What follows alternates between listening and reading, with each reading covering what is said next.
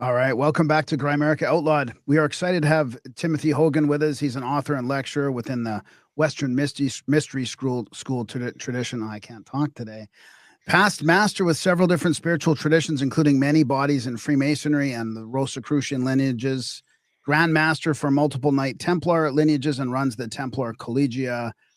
I've got some websites here, templarcollegia.org, neurobuddha.wordpress is where you can find the tinctures and stuff we'll talk about later, and YouTube at Timothy Hogan 5494. And there's an Amazon link in the show notes for your books too. So thanks for joining us, Tim. Third time is the charm. Yes, we'll get it right this time. We had some technical problems before, but we shouldn't have any today, hopefully. Yeah. Well, I mean, I have been really looking forward to this since I saw your lecture in person at the Cosmic Summit. And it's just so fascinating to me because that we are in this revealing happening right now on many different levels. So if you don't mind, I'd love to just jump into the deep end because we'll kind of like work our way back through your backgrounds, or you've done other shows that are super long. We only have 90 minutes here, but my really big question I'd love to start with is why now? Like, why now are the Templars and the secrets, some other secret societies and other things kind of revealing secrets? Is it because, of the internet or of geopolitical stuff, or is it because of that we're coming up to another cyclical cataclysm kind of timeline? Like, why now? What's going on with the reveal? Yeah, I think there's a lot of things going on right now. I mean, one thing is our technology is quickly outpacing our spirituality. Yeah. And we're about to enter into, I mean, within the next 5 years, our entire world's going to be completely changed. I mean, we're literally going to have affordable robots in everybody's houses. It's going to be like the Jetsons, and that'll all be powered by AI, and will be, we'll be able to do whatever you want it to do. And I think there's a fear that people are kind of starting to really lose themselves, and and the hope is that this new technology is going to provide a lot more time for people to maybe, hopefully, our hope is to maybe look a little deeper into the mysteries, and so that people understand, have a better idea of who they are and where they come from and where we're going. Otherwise, we're just going to get totally lost in these toys, and we're going to lose our humanity. That's a great one. I was just thinking of that when you were talking about it. I thought, because if you started revealing some of these ancient mysteries, and it's got a spiritual and a sort of an ancient technological background as well, it will give us more context of us as humans and our humanity and our possibilities. And maybe that'll kind of counteract a little bit of this sort of transhumanism that's happening.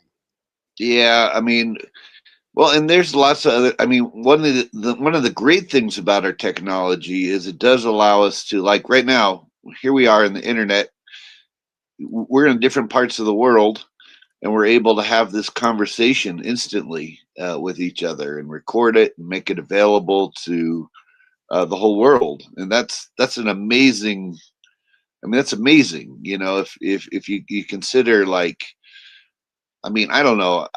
I grew up in the time when phones were still attached to the wall, and Well, more important, and you had to punch in all these, like, all kinds of numbers, extra long numbers, in order to just make a long distance call, when I was a kid. So we're now at a time where again, it's amazing. We can communicate instantly, so it's a good time to get information out.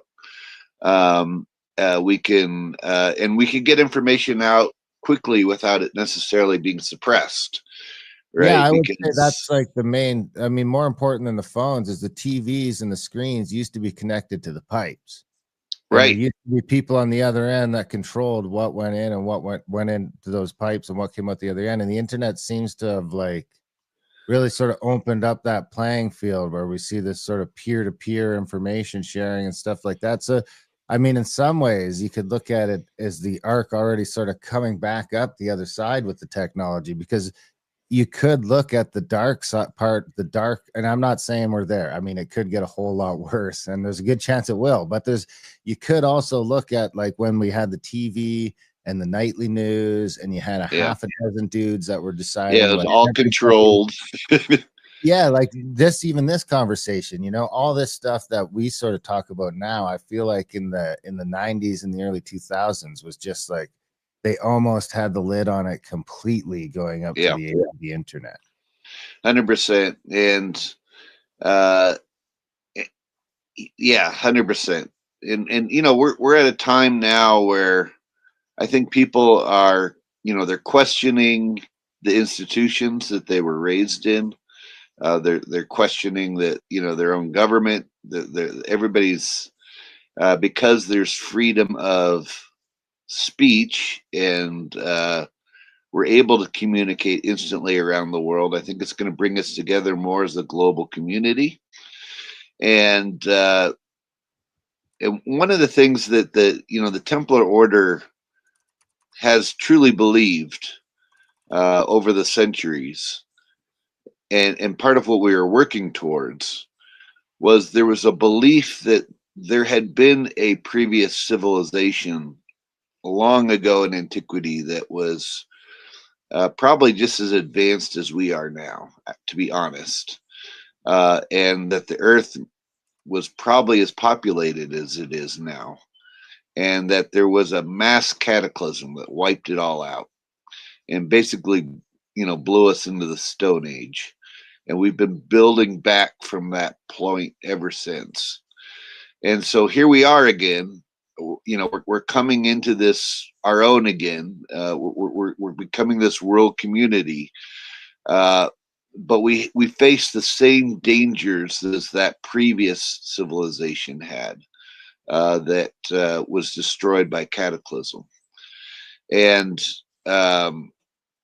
one of the things that's a danger to us, and we're not really thinking about right now, we're reveling in our technology, and all of our great accomplishments, and that's great. But people don't realize how fragile civilization really is, and it can be taken away from us almost instantly. And all it takes is one massive solar flare, or another type of asteroid or comet type of impact, and or a pole shift, or a number of super volcanoes going off, any number of things, and we could lose it all. And the more dependent we are on it, the more in trouble we're going to be when it's gone. And so in many ways, as a Templar Order, we feel like we're responsible for warning people about this and reminding people that, hey, we've been here before, and while it was great, it utterly, when the cataclysm came, it wiped out everything. And we're at risk of that again, 100%. Is that what these sort of ancient brotherhoods come down to? Because you've got I guess the big ones, at least from the Western standpoint, are going to be the Templars and the Masons, probably. Sure, yeah. And Freemasonry really came out of the Knights Templar. It was a extension of the Knights Templar. When the Templars were forced to go underground, when they were suppressed in 1307, they had to hide themselves.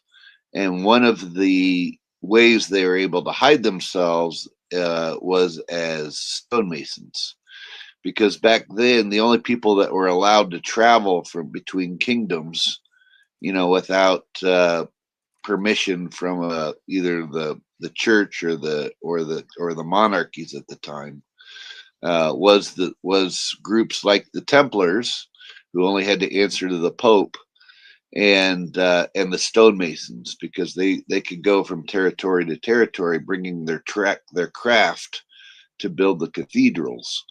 So and So, the Templar Order had a whole fleet of. I mean, most people think of the Templars as just knights, fighting battles, but actually, the knights only comprised about 15% of the Templar Order. I mean, the Templar Order had farmers, they had sea captains, they had clerics, and they had a whole fleet of stonemasons. In fact, they were largely responsible for building the Gothic cathedrals of France and Germany. And So it was very easy for them to go underground and hide as stonemasons. And of course, that's what became Freemasonry.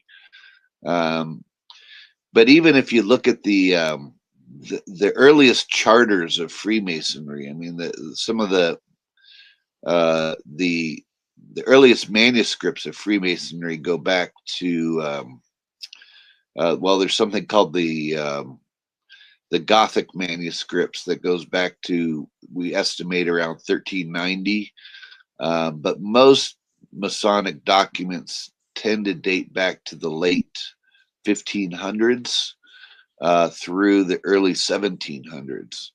And one thing that's consistent with all of these early Masonic documents is they basically state the purpose of Freemasonry, or its utility of Freemasonry, is to rebuild civilization from after the cataclysm, and to preserve knowledge should another cataclysm occur. wow. So you So mentioned the Pope and that's the what they Vatican, do. and Yeah. these guys were answering to the Pope at that time. And nowadays, the Pope and the Vatican seem to be, hiding stuff, or that relationship seems to have changed. So this would allude to that at that time that the Pope and the Vatican were up to maybe good instead of the no good they seem to be up to today. Yeah, well, I mean, so back then, you have to understand too, when the Templar Order was founded, it was actually started by certain families that practiced an alternative form of Christianity at the time, which was known as Gnosticism.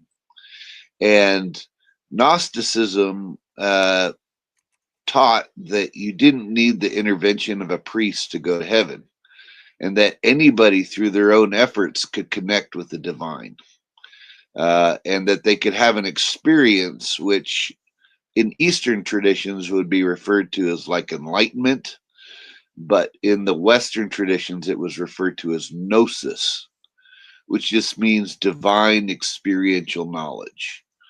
And it was a belief that anybody could tap into this reservoir, this sea of universal consciousness, and could access it and experience it.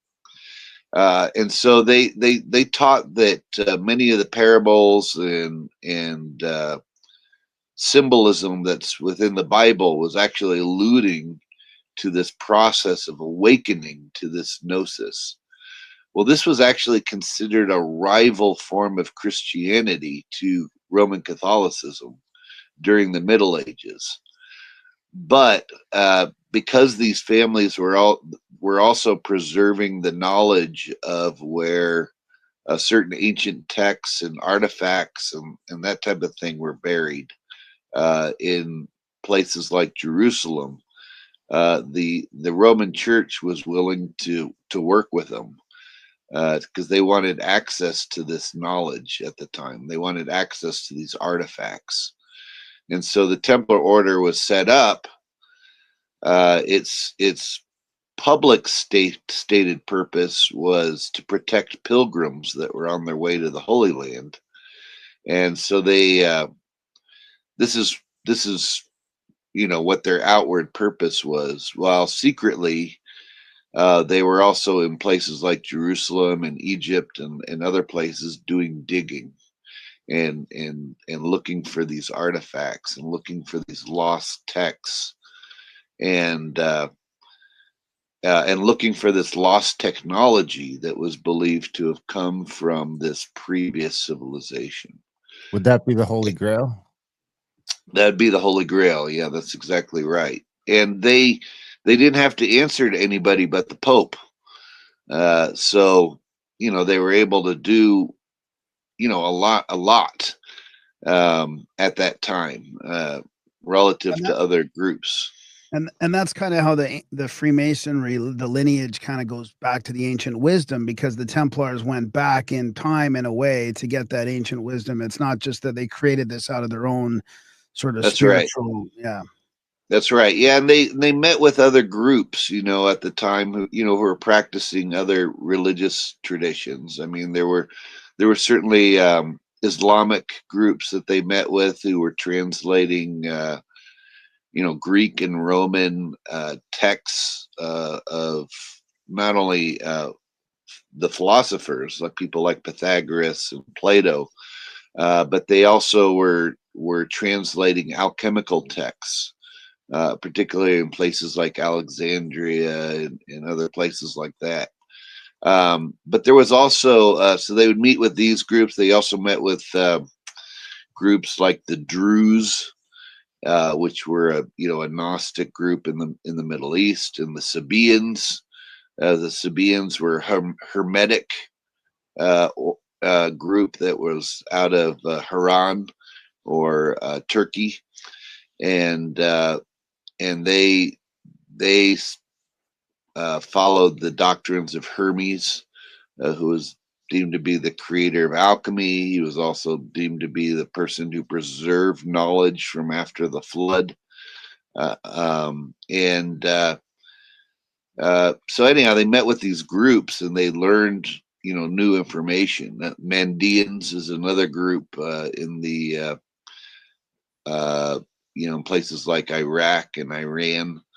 And they traveled as far away as they spent a lot of time in Egypt studying in the temples of Egypt, but they also traveled as far away as India, and they were doing, studying things at the temples in India.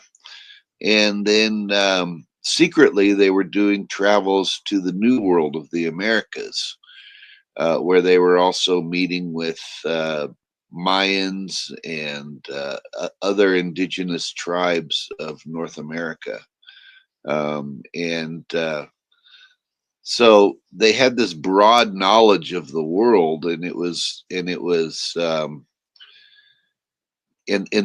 were looking for the lost technology and the lost knowledge that was believed to come from this root civilization that we would now call Atlantis, or as the Egyptians called it, Utland, or as the Mayans referred to it as Aztlan. But it was the same. It was the same civilization. It was the same story they encountered everywhere they went, and and they were trying to capture this. And there was along with it, there was a family lineage of that was believed to have been passing down some of the knowledge related to this, that was said to have really gone from Atlantis into the Egyptian mysteries. It had been preserved by the pharaohs and largely kept private from the masses. I mean, the Egyptians, they were making these discoveries themselves.